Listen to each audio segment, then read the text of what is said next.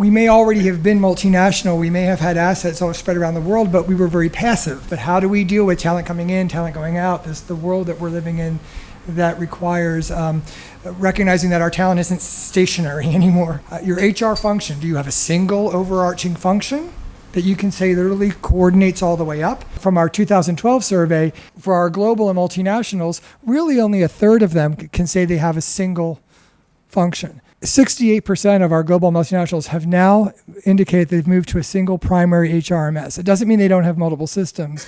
There's a lot of nuance to this, but the point is there is a system where they can get the entire picture of their employee population and they can administer off of it. While globalization demands that we standardize processes and integrate systems, how easy is it for Indian organizations to really do that quantum leap, to leave the localization and move to that mindset?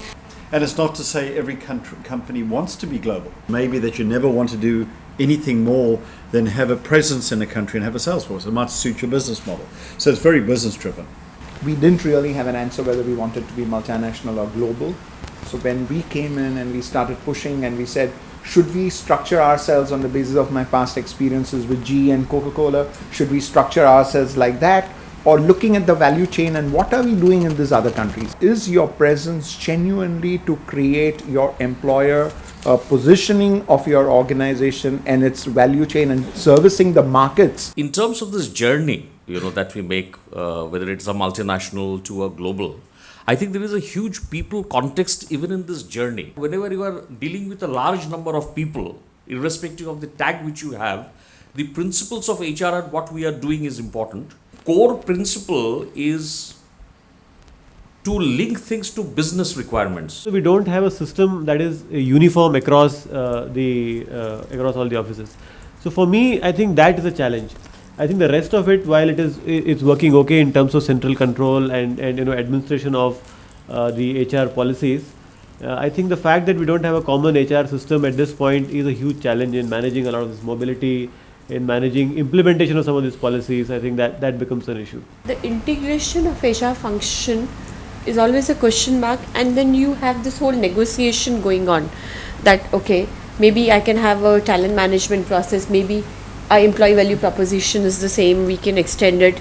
Then you will say, oh, maybe this is not relevant for Korea, this won't work in Italy. The HR function should be decentralized to the extent that decisions that need to be taken faster, quicker, on the ground should be left to the units there.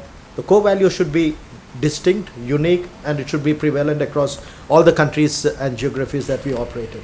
What happens when someone creates a great solution over here in this market, in that group, and there's a market over here that's now facing the same issue, and they're just going to spin their wheels and reinvent the wheel? When you do push things to local, how do we solve for that issue of leveraging our best and brightest? Are we talking about the function per se, which is single or separate, or are we talking about the structures within the function, depending on which country has what culture? This is not only about structuring, because what they are saying is what you show as an organization structure is not on the basis on which they decide. Where is the significant brain of the enterprise sitting? You will have to structure yourself in such a way that only some critical signature practices of your organization and the values of your organization remain common. Yep. Other than that, everything perforce, because of the legal requirement, will have to be structured in that way. Why do Indian companies therefore go and set up their corporate headquarters in any of these 5 economies? You will see most of the Indian corporates either setting up their offices in Mauritius, Dubai, Singapore, Hong Kong, or London. London because it is the banking headquarters. And if that is where it is sitting, then your Indian enterprises and your structure of your HR department will have to mirror that organization. There would be things which would be day-to-day transactional, even some parts of policy. So you can't really put it on a common platform, and I would think even from the people point of view, decentralization is a must. So the larger philosophies in all domains could be standardized, but the practices as to what is the local market practice, what is the local market compensation program, what are the local market value propositions and compensation which you will have to offer, because who the hell you are in America, we don't care, but Indian practices are this, you have to do this. So those practices have to by force be localized to the country. How consistent experience do you want to deliver, and do you want to vary that experience? That is something that the organizations grapple with. Whether you're centralized or whether you're decentralized, you still need to have some form of governance. That there's, first of all, a need for this to be top down, and there's 4 components to it that are absolutely critical to any governance structure. Having very clear philosophy about what it means for you to be global, having guiding principles for the things that matter, being absolutely clear about who's responsible for what in terms of governance responsibilities, having very clear small number of key metrics that are aligned to the business metrics, and having a very good idea about your risk tolerances and appetite. Governance is not owned by finance, or governance is not owned by HR, or governance is not owned by risk or legal. It actually has to be a joined up approach. Let's just say, for example, a country operation decides to do an acquisition. What do I have to tell head office about? Can I just go ahead and buy that company and tell them, I had a budget, within my budget I've purchased a company. What they may not realize in buying a company like that is you could inherit liabilities in that company that are multiples of the value of the company you've just bought. The guiding principles have to be very clear about, on these things here, you've got full autonomy. On these things here, you have no autonomy. So being absolutely clear and literally documenting who within the organization and who at corporate versus local is responsible. Being absolutely clear about the things that you're going to monitor and measure on a regular basis, and at the first sign of trouble, being able to intervene. That's part of governance. And then being very clear about how much risk you will take before you pull the pin on something is again critical. The hardest thing with governance, absolutely the hardest thing, is the first step of convincing people from different parts of the business to accept the fact that they actually need to meet together to discuss something which is of mutual interest, which is the way the business operates, and that HR has got a significant role to play. The core thing that companies are now realizing, and where HR plays a key role, is the cultural part.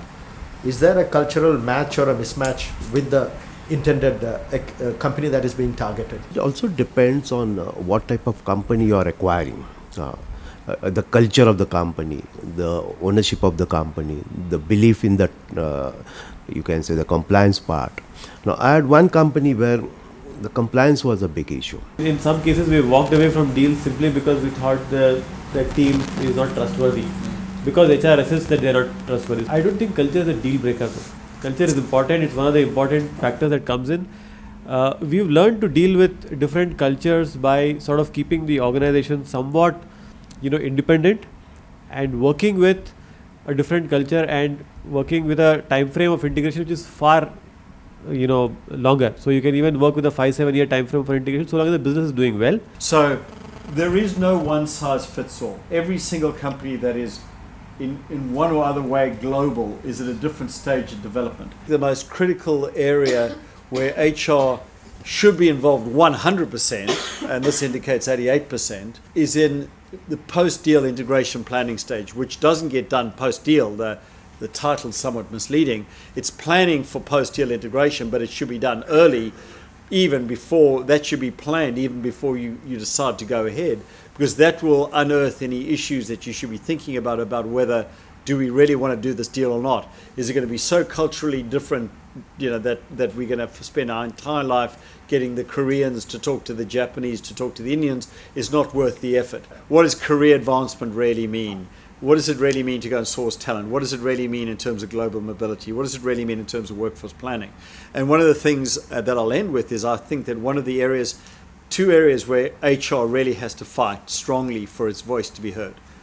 M&A and workforce planning, because decisions that get taken about entering a market or entering a city or entering a country or what we're going to do, if you don't know what the talent supply is, if you don't know how you're going to deal with that, you could be making really bad decisions. And I often find that companies will have people at the financial level or the infrastructure level, IT level, who will be involved in making those decisions about where and when and the timing and where we're going to go.